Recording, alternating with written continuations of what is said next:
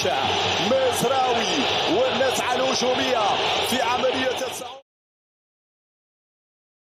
تخيل معايا لاعب كيلعب اليوم في واحد من اكبر الانديه في العالم، واجه ريال مدريد، برشلونه، ليفربول، مانشستر سيتي، ولكن في يوم من الايام كان قريب يقتنع ان حلم كره القدم غادي يسالي قبل ما يبدا. بل اكثر من هذا الشيء كان كيفكر يخلي الكره كامله ويركز على دراسه القانون باش يولي محامي، ولكن القدر كان كاتب ليه طريق مختلف، طريق فيه الشك، اصابات، المرض، وحتى لحظات كان يخاف فيها حتى على مستقبل الكروي. وفي وسط هذا الشيء كامل كان كاين سلاح واحد عمره ما تخلى عليه، اللي هو الايمان اللي عطاه القوه باش يرجع ويقاتل ويوصل يلبس قميص انديه عالميه ويبقى واحد من اهم اللاعبين في المنتخب المغربي. ولكن كيفاش وصل لهنا وشنو وقع بالضبط في المراحل اللي بدلات حياته؟ هادشي اللي غادي نكتشفوه اليوم.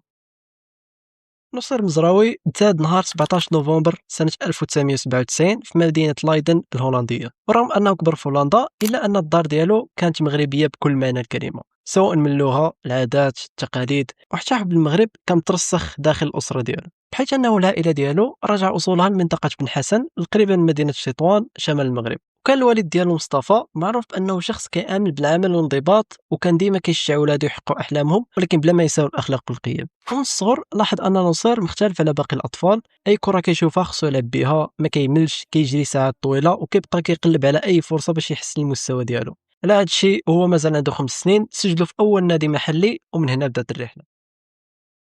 أي طفل كيلعب الكرة في هولندا كيعرف أن أكبر حلم هو يوصل لأكاديمية أياكس، والسبب أن هذه الأكاديمية خرج أسماء كتبقى محفورة في تاريخ كرة القدم بحال يوهان كرويف، بيركام، ويسلي شنايدر، رافائيل فان ديفارت وغيرهم بزاف. والوصول لهذه المدرسة ماشي ساهل، بحيث أنه آلاف الأطفال كيدوزوا الاختبارات ولكن غير عدد قليل بزاف اللي كيقدر يكمل. ونصير كان واحد منهم، ولكن دخول الأكاديمية ما كانتش نهاية الرحلة، كان غير البداية ديال أصعب مرحلة.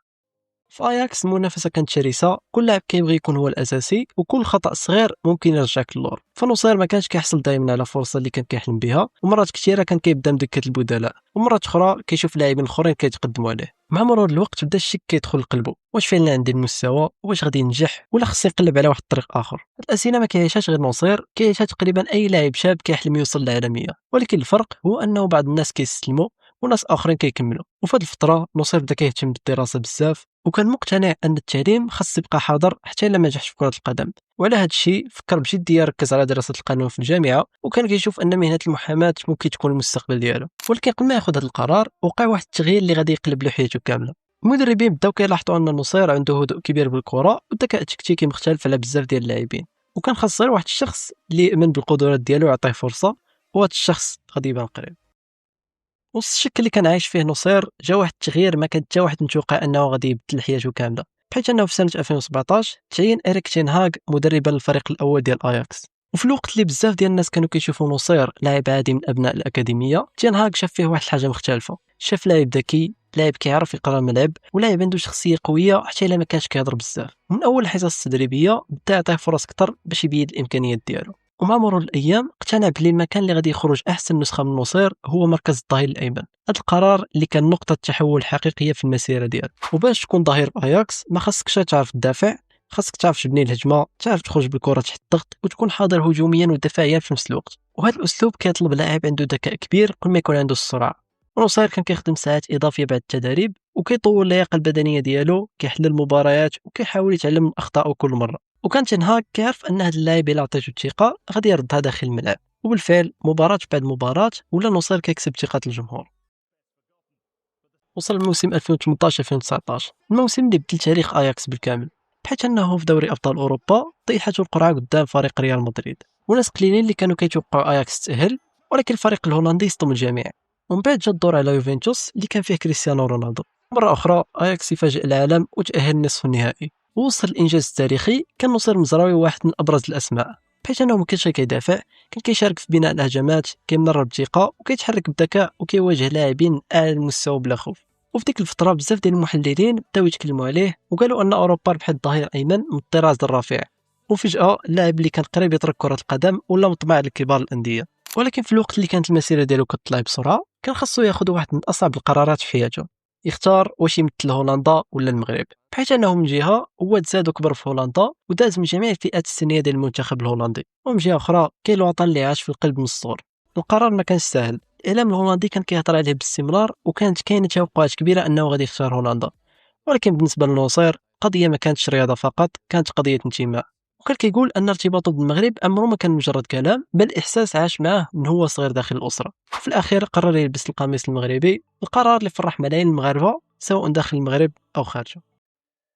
ومن اول ظهور ليه مع المنتخب المغربي بان ان نصير جا باش ينافس على الرسميه، قضى يفرض راسو وسط مجموعه كانت عامره بالنجوم، وكان كل معسكر كيزيد يكبر فيه الانسجام ديالو مع باقي اللاعبين. والجمهور المغربي بدوره بدا كيكتشف لاعب مختلف، لاعب ما كيدورش على الاضواء، لاعب كيهضر قليل ولكن كيجاوب داخل المستطيل الاخضر. وكان واضح ان المستقبل ديالو غادي يكون كبير، ولكن كرة القدم ما عمرها كانت طريق مستقيم. ففي وسط هذا التألق كامل جا عرض واحد من اكبر الانديه في العالم، بايرن ميونخ. انتقال اللي كان كيحلم به اي لاعب، ولكن على العكس غادي يكون بدايه لاصعب فتره في حياه نصير مزراوي. من بعد سنوات من التألق مع اياكس جا الوقت اللي اي لاعب كيحلم يوصل ليه، بحيث انه في صيف سنه 2022 اعلن بايرن ميونخ رسميا التعاقد مع نصير المزراوي. الانتقال ما كانش عادي، حيت بايرن واحد من اكبر الانديه في العالم، والنادي اللي متعود كل موسم ينافس على لقب دوري ابطال اوروبا. وبالنسبه للنصير هذه كانت فرصه باش يثبت ان النجاح اللي حققه مع اياكس ما كانش مجرد صدفه. ولكن من اول الايام فهم ان اللاعب في بايرن مختلف تماما. هنا ما كاينش وقت باش تتعلم، خاصك تكون ديجا جاهز من اول مباراه، وكل مركز فيه منافسه شرسه، واي هبوط ولو بسيط في المستوى ممكن يخليك تجلس في الاحتياط. ولكن رغم الضغط بدا نصير يفرض شخصيته تدريجيا، وكان الجمهور الالماني معجب بهدوءه والطريقه اللي كيخرج بها الكره من الدفاع، وقدرته باللعب في اكثر من مركز داخل الملعب. وكان واضح ان عنده امكانيات باش ينجح، ولكن القدر كان مخبي له اختبار اخر. فقبل اشهر قليله من انطلاق كاس العالم ما كان حتى واحد كيتوقع شنو غادي يدير المنتخب المغربي. البعض كان كيقول انه غير تجاوز دور المجموعات هو انجاز بحد ذاته، ولكن داخل المجموعه كان كاين ايمان مختلف. وكان نصير واحد من اللاعبين اللي دخل البطوله بعقليه المقاتل. اول مباراه امام كرواتيا بان انسجام كبير بين عناصر المنتخب، ومن بعد جاني انتصار تاريخي لبلجيكا والفوز على كندا. جزاء خطيرة جدا، خطيرة جدا، لا لا لا لا لا لا لا لا لا لا لا لا لا لا للتاريخ. طار المدافعين، يلا جول، يلا جول، يلا جول، يلا جول، يلا جول، الله أكبر، جول مغربي، جول مغربي. والمغرب تأهل متصدرا للمجموعة. من بعد جات دور اسبانيا، مباراة حبست الانفاس، 120 دقيقة من القتال، ركلات الترجيح، ومن بعدها لحظة دخلت التاريخ. الافريقي يوصل الى ربع نهائي كاس العالم وبهذا الاداء الكبير. ولكن الاسود ما غاديش يوقفوا هنا، فقدام البرتغال العالم كامل كان كيرشح كريستيانو رونالدو ورفاقه، لكن المغرب ثبت مرة اخرى ان كرة القدم ما كتامنش بالاسماء فقط. محاولة مغربية الآن، وصلت إلى الجهة اليسرى، عرضية داخل منطقة الجزاء.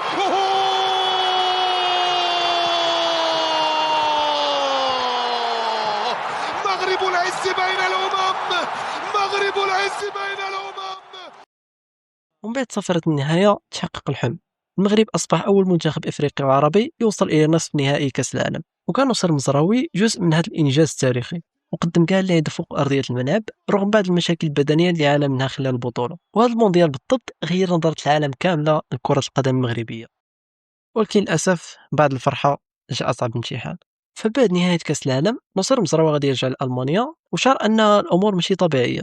ومنين مشى للفحوصات الطبية اكتشف أنه كيعاني من التهاب في غشاء القلب، وهي حالة صحية كتحتاج جراحة تامة. والخبر كان صادم، ماشي لأنه غادي يغيب على المباريات فقط، ولكن أي لاعب ملي كيسمع المشكل المرتبط بالقلب أول سؤال كيجي في بالو واش غادي نقدر نرجع للملعب بنفس المستوى ولا لا.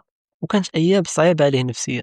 فمن لاعب متعود يتدرب كل نهار ويسافر ويلعب قدام عشرات الالاف من الجماهير، الى لاعب كيقضي اغلب الوقت ديالو في الراحه كيتبع العلاج وكيستنى كلمه من الاطباء. ولكن نصير اختار ما يستسلمش، وكان مقتنع ان هذه المرحله مهما كانت صعبه غادي تدوز. ومن بعد اسابيع من العلاج بدا التحسن يظهر تدريجيا، ورجع يدير حصص تاهيليه خفيفه تحت مراقبه الطاقم الطبي. فكل خطوه كانت محسوبه، وما كانش الهدف هو الرجوع بسرعه، بل هو الرجوع وهو سليم بنسبه 100%.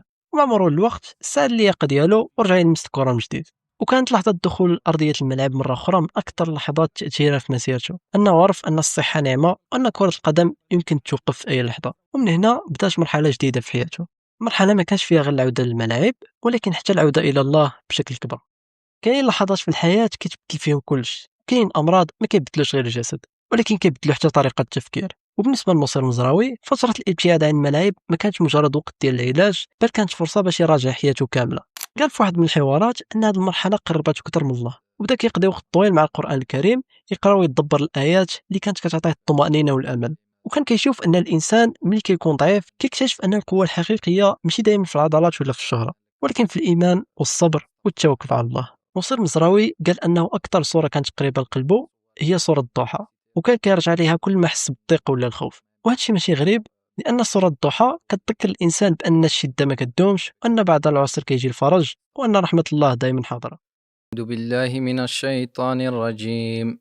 بسم الله الرحمن الرحيم.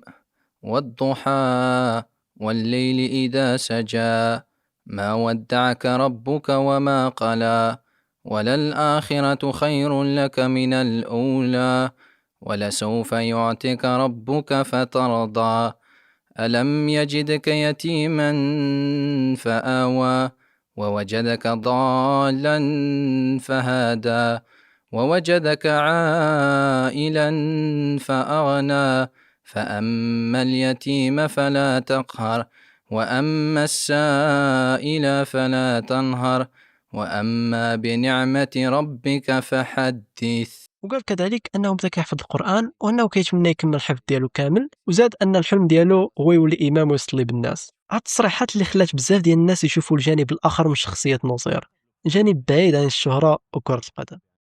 بعد ما تحسنت حالته الصحيه كان عنده مخطط بحال بزاف ديال لاعبي كره القدم يدوز عطله في الطبيعه ويستمتع بالسفاري، ولكن مع مرور الايام تبدل القرار واختار حاجه مختلفه تماما. قرر ياخذ الوالدين ديالو ويمشي معاهم اداء العمره، وكان كيقول ان هذه الرحله عطاتو راحه نفسيه ما قدرش يلقاها حتى في شي بلاصه اخرى في العالم.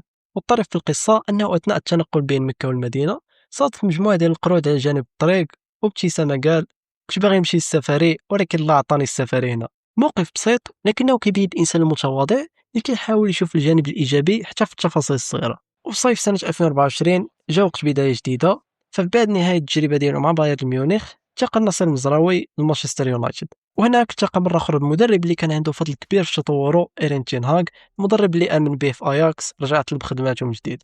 ومن اول مباريات بدا نصير يبين للجماهير علاش النادي قرر التعاقد معه.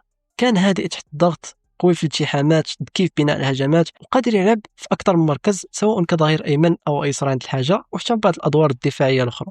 وعدد كبير من جماهير مانشستر يونايتد اعتبروه من انجح صفقات الفريق هذا الموسم، لانه قدم اداء مستقر وممتاز وكسب احترام الجمهور بسرعه. ولكن بالنسبه لنصير النجاح الحقيقي ما كانش هو الانتقال نادي كبير فقط، بل هو انه رجع للملاعب بعد ازمه صحيه ورجع هو اكثر نضجا وقوه. قصة نصير المزراوي ماشي مجرد قصة لاعب كرة قدم، هي قصة شاب مغربي بدا بحال آلاف الأطفال اللي كان عندهم حلم، عاش لحظات شك وفكر يبدل الطريق، وعاش منافسة قوية باش يثبت راسو، وصل القمة مع أياكس، ومن بعد حمل قميص بايرن ميونخ، وساهم مع المنتخب المغربي في واحد من أعظم الإنجازات في تاريخ الكرة الإفريقية والعربية. ومن بعد واجه اختبار صعيب كان يقدر يوقف مسيرته كاملة، ولكن بالصبر والعمل والإيمان رجع من جديد. واليوم نصير المزراوي مبقاش غير لاعب كيتقاس بعدد المباريات ولا الالقاب، فبزاف ديال الناس كيشوفوه قدوه انه قدر يحافظ على التواضع ديالو وتمسك بدينه وبقى قريب من عائلته وجذوره المغربيه رغم الشهره الكبيره. وربما هذه هي رساله حقيقيه من قصته، ان النجاح ماشي خط مستقيم، غادي تلقى عراقيل، غادي تشك في راسك، غادي تمر من لحظات صعيبه، ولكن الا بقى عندك الصبر وخدمتي على راسك وما فقدتيش الامل يمكن توصل للحلم اللي كنت تظنه مستحيل. ودابا جا الدور عليكم، شنو هو اكثر موقف اثر فيكم في حياه نصير المزراوي؟ واش هو اختياره ممثل المغرب، ولا انجازه التاريخي في كاس العالم، ولا الطريقه اللي واجه بها المرض؟ ما تنساوش تكتبوا لنا الراي ديالكم في التعليقات. وعجبكم هذا الفيديو ما تنساوش تضغطوا على زر لايك وسبسكرايب. كان معكم خوكم ياسين وساكو، نشوفكم في حلقه جايه ان شاء الله، وتهلاو في راسكم.